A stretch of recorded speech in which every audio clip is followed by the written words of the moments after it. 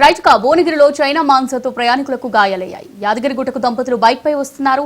ఈ క్రమంలో బైక్ నడుపుతున్న వ్యక్తికి మాన్సర్ తగిలింది. దీంతో దంపతులు ఇద్దరు కింద పడ్డారు. భర్త గొంతుకు గాయాలయ్యాయి. ఇద్దరు కింద పడడంతో భార్య తలకు తీవ్ర గాయాలయ్యాయి.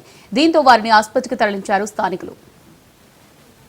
నారాయణ గోధుమకుంటనా ఏం పేరు నీ పేరు? నారాయణ.